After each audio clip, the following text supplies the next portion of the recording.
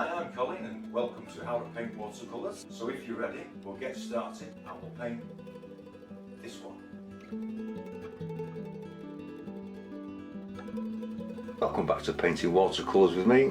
I've picked this one. I've done quite a few of the autumn scenes.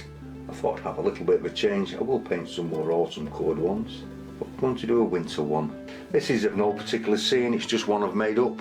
Like I say, it's sometimes best if you make one or two things up for yourself. I won't be using many colours in this today. This is just Naples yellow, cadmium orange. This is a bit of a weird mixture. It's indigo blue with some phthalo blue in it, with a touch of cobalt violet and burnt sienna, just to grey it down a bit.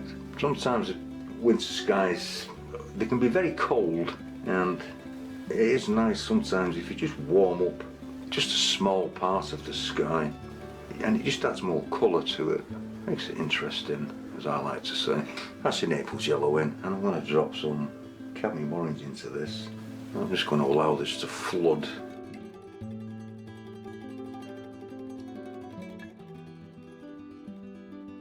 This is a weak wash of that colour, and I just want to get this on.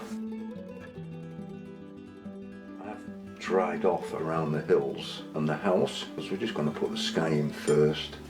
Just getting a flat wash on. We will alter it, I normally do. I have got the board laid flat for this. You have plenty of time to get this in, as the paper is really soaking wet. Some people do worry about it being so wet, but it's all there to be used, kind of thing.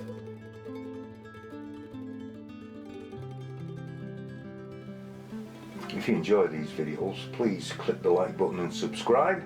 You know what YouTube is like with the algorithm. It does take audience participation. It's always nice if you leave a comment. All comments are welcome. This is a thicker mixture of the same colour. Oh yeah. And we're just going to put some deeper colour in.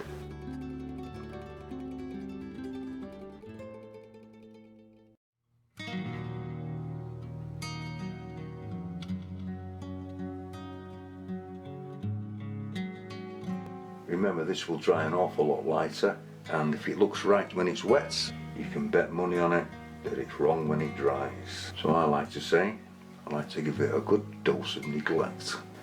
Strengthen one or two areas. Then I suppose I could take a kitchen towel and I could just roll a little movement into the sky.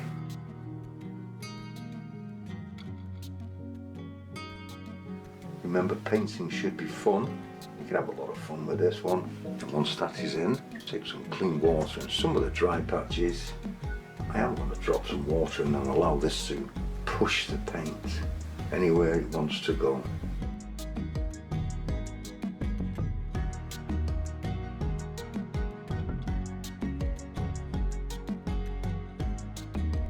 You can tilt it, get it to run. Anything you feel is suitable, and then I'm going to leave that to dry.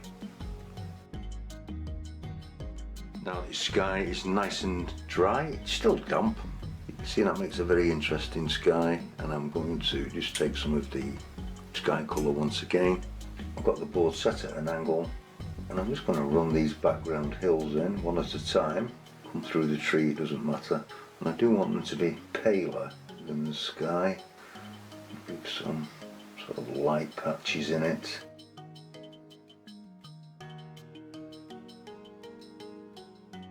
I don't want these hills to run together, so I'm going to do one at a time.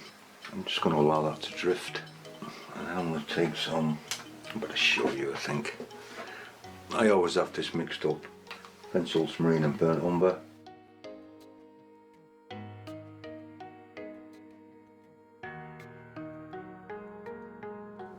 I'm just dropping some interest in on the hills.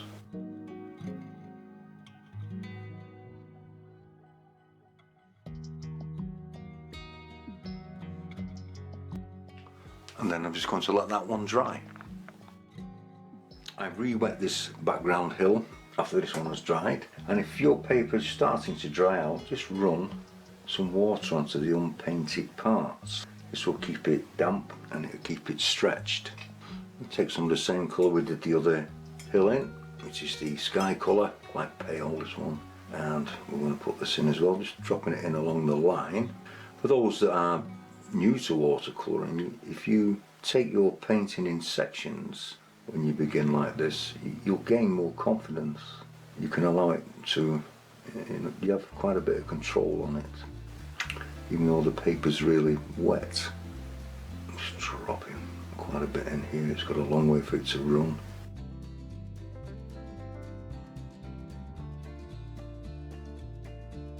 Once again, I'm going to take some French ultramarine and burnt umber, and I just want to edge out some darker patches, just little bits of shadow, or maybe rocky outcrops, nothing with any great detail.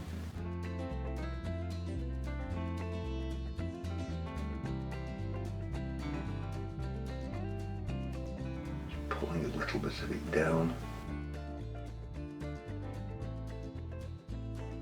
Gives the land a little bit of direction. Make sure this is nice and wet. I'm just going to take out the path because I think we'll do that last.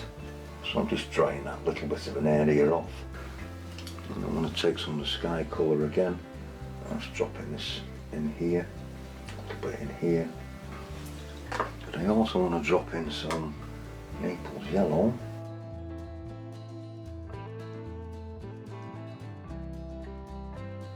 Very pale, and a tiny bit of orange because it's in the sky. I do want to mimic a bit of it in the snow.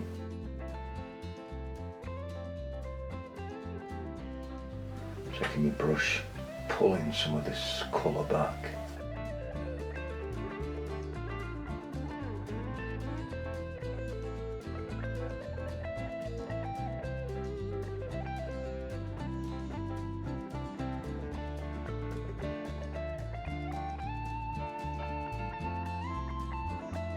Then with a stronger mixture of that colour, cloud colour, there's a few dark patches in it.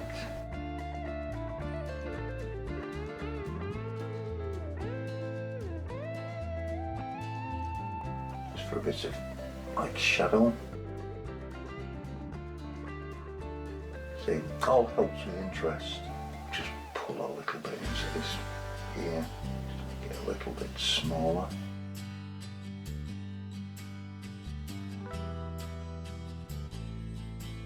Take a little bit more French ultramarine and burnt umber.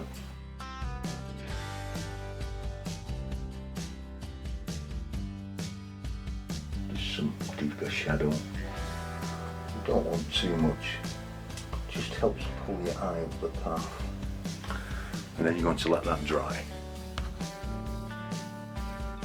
Once that has dried off, I'm just going to put the tops of these fir trees in, just with a detail brush, French ultramarine and burnt umber. You always seem to get them straggly bits at the top.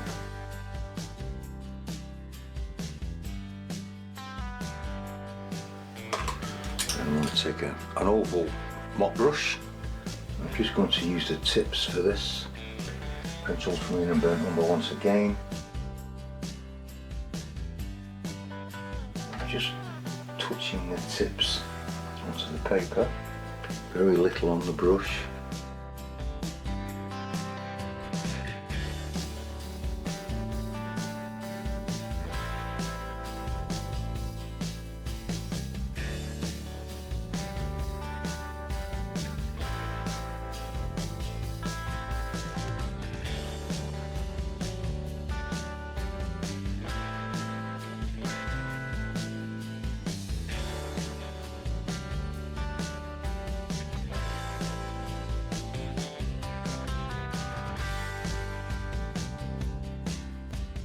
Because it's winter, there'll be no foliage on these trees, there'll just be branches.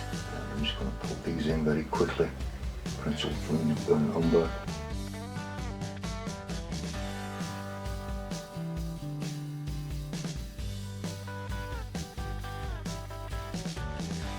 You don't have to use this colour palette if you don't have the same colours as I do. You can mix your own, make the painting your own colours.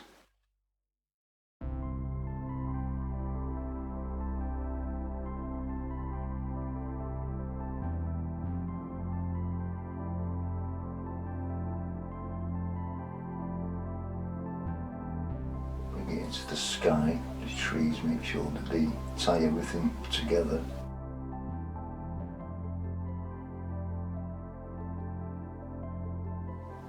I'll just take some clean water and just re-wet this roof.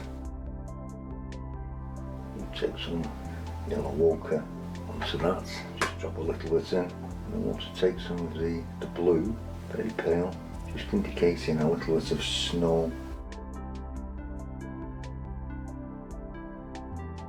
To re-wet the wall, not all the way to the top, I do want these to be snow capped. Take a little yellow ochre, just drop it in, just makes for a little bit of colour, and I'm going to take some cloud colour, thicker mixture, just drop this in, and maybe just a little bit of burnt sienna, just allow all this to mingle.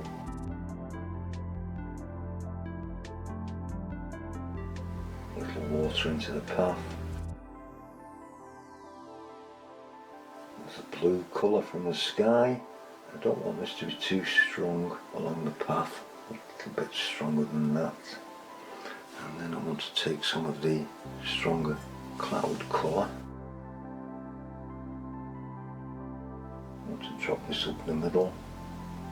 I will scrape some pebbles out into this, a few rocks showing, and then once your wall's dry you can actually just put the rocks in it with a pencil, watercolour pencil, or you can do it with a fine haired brush and your fence posts, and then we'll finish the side of the house off. I've just painted the side of the house in with some weak yellow ochre, and I'm just going to drop some of this French ultramarine and burnt umber into it, just to help break it up.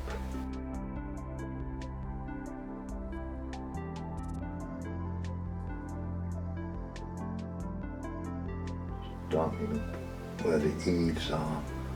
I'll put the window in last when it's all dried. You'll see that at the end. And I want to run a dark shadow under the eave here. And I'm just going to tickle it with the brush.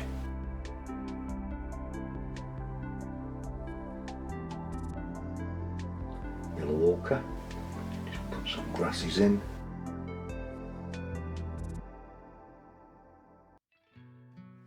Darker ones.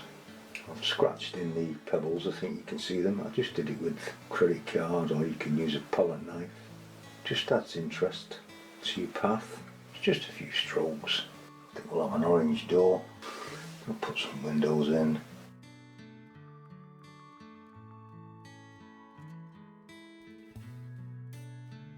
Maybe a hint of roof tiles.